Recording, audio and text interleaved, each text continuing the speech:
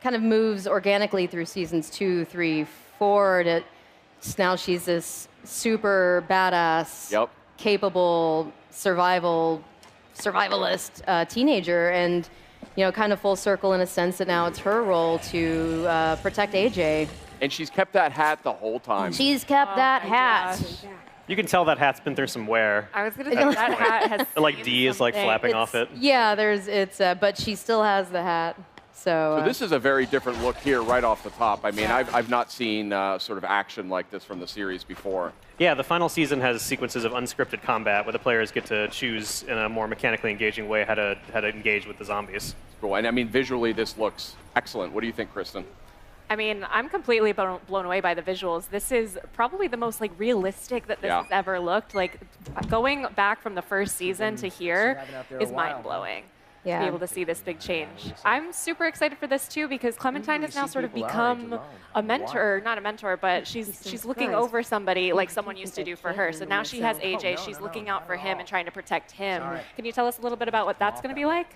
Yeah, so like you're saying, basically Clementine, who learned all the lessons from Lee, now has someone of her own to protect. And she's done an excellent job at the start of the season about teaching him how to survive in the zombie apocalypse. They're many years into it now, and both she and AJ know all the tricks and stuff to deal with a world full of zombies. And yeah, because AJ was born into this Exactly. world. AJ was born in this world and didn't know a world before there were zombies at all. So he's a very different character to raise than Clementine was in the first season. So here we're also seeing inside, it's that she finds a school and a group of other kids in this world that there's no adults around. Yeah, so the thrust of the season is Clementine has been traveling in the apocalypse for so long, and she's been on the road, and she's trying to finally find someplace where she might be able to settle down and call home. And she finds an abandoned boarding school for troubled youth. Yeah. It's a society of children which has no adults, so there's no one hung up about how the world used to work. Yeah. So this might be a real chance for her to make something that lasts. Is she going to be moving into a leadership role here, or is she sort of just getting her wits about her? She's really capable, so people will start to look to her for examples of how things should go. But how that develops, you'll have to play the season to find out. Yeah. So we're seeing some classic dialogue choices here. And it's definitely familiar to me as somebody who's played so many games in the series. But are we still going to have these sort of tough, a very interesting choice, and what made you want to kind of take this character in this direction? I think, like you said, it's full circle. It's kind of a natural direction for her character to go. She was taken care of by someone who taught her, and so as she's gotten older and learned to survive better, she's trying to pass those lessons on to someone else. Because it's something that sort of represents, passing knowledge on like that is one of the only things that represents a kind of permanence in the Walking Dead world. So one thing I got to ask, and you probably won't tell me anything, but the series is sort of famous for bringing back characters, in surprising ways. So without spoiling anything, might we see a familiar face or two? I can confirm we will see a familiar face or two in the season, and I will not tell you who. What else are you proud of? I mean, what are you particularly engaged with in development here that you really want people to know about?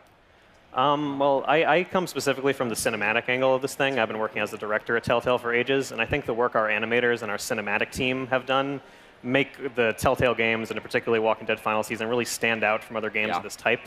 It looks like a really well-shot movie, and everything is carefully crafted to give the player this experience that'll make them feel it the most that they possibly can. So I think the visual presentation of it and the cinematography in particular is something that's really special about our games.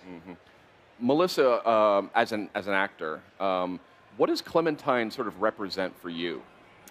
Oh man, that goes deep.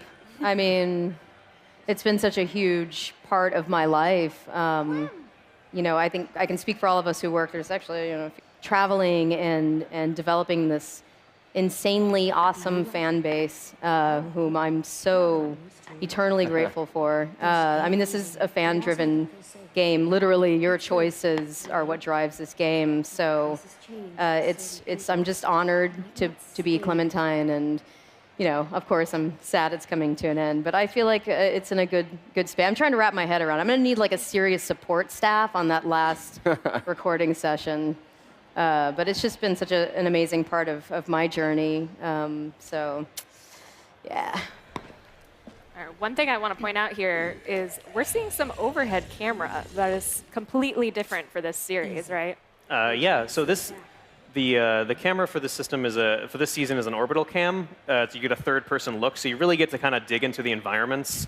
And there's a big emphasis on exploration and actually looking around 3D spaces. Say, it looks like we're moving more than we ever really have before. Yeah, exactly. It's less of the fixed traditional nav camera type stuff from the previous adventure gaming seasons, and is more of a modern orbital camera that allow you to explore the environments in great detail. And the environments look amazing, so you're going to want to explore the hell out of them. And the combat, it's no longer just QTEs anymore.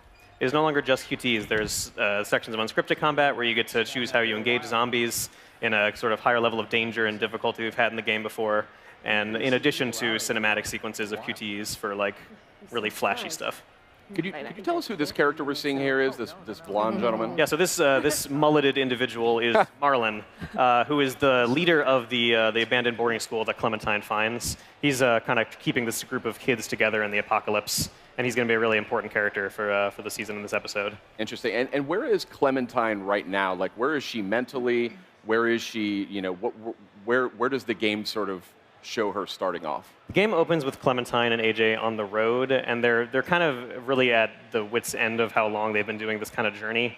They're really good at it, but they're running low on food, and they've been continually. And Clementine's had tons of those fail around her, as Walking Dead groups tend to do throughout all the other seasons. So this season has her best chance at something that might last and be more permanent in this kind of world. And it takes a bit of bravery, you know, to reinvest in something like that after it hasn't worked out so many times. So yeah, it really speaks to Clementine's resilience as a survivor and everything she picked up from what she learned from Lee, that she's still trying. She's never stops trying. That's right.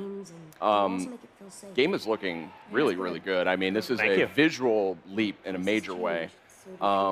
Yeah, I can't wait. So when is this coming out? It's really cool to meet the fans and talk all things Walking Dead with them. I mean, this is a fan-driven game, so. And you've been a part of it for how long now? We've been trying to do the math. Yeah, we've not been doing the math the last on 3 camera. days. Yeah. Oh, really? Okay. Subtract 2012 from 2018. Okay. It's as simple as that, and we can't figure it out. It's some number that just defies. Now, hold on. Okay, now we're watching the B-roll here, and this is something. We've seen a couple of things that have been playing on there, yeah. Definitely want to bring this up, the new gameplay. Yeah, so what you just saw there was unscripted combat. So we're introducing segments of unscripted combat to really kind of put the player into the situation and allow them to feel that uncertainty and that fear of living in a world that is overrun by undead. Also, what we're seeing, I think, we might have already gone past it, but we have an over-the-shoulder camera system as well, which is also a break from what we normally do, where we're very much more fixed with the cinematic style. This is just like, again, we're like trying to create the most engaging Walking Dead experience yet. And it just allows the player to explore our environments in great detail. You know, we can also see they're looking really good too with this new graphic black art style. Does that mean there will be more to explore since we can look around now? Yeah, there's more to explore. Yeah, there's more to explore. There's even a small collectibles system in it, and so there's definitely more gameplay. Yeah. And this one is going to be 4 chapters. Is that correct? It's going to be 4 episodes. Yeah. Okay. And do you have a timeline on when all 4 are going to be out? Well, you know, yes. But the plan is to get them all out by the end of the year. Okay. Ooh, so that's it's exciting. a plan. So that's what we're aiming for. So hopefully that'll work out. If not, hopefully that's that'll okay. work out. I'm like, Life take your happens. time. Yeah. Just kidding. Just kidding. Have you had an opportunity to play these games? Yeah, I have. I'm actually a huge fan. I've been a huge fan of the franchise since. Well, I watched the show, then I read the comics, and obviously. So, and it's cool because when I play it, I'm actually really able to like get myself out of my performance. And obviously, I don't get to see the background and the ambiance noises and the other actors.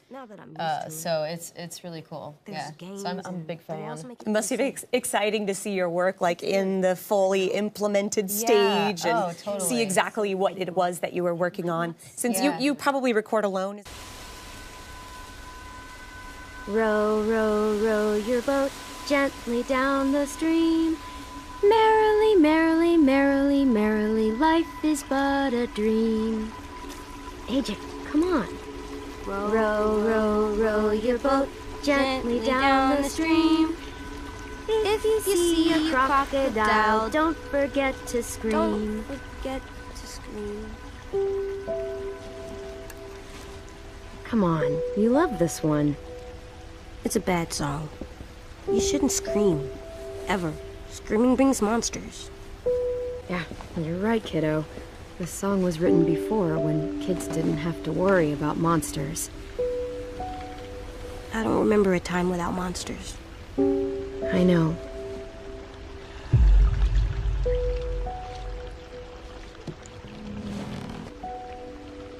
Never go alone. Never go alone, right. And what do we do when the monsters come?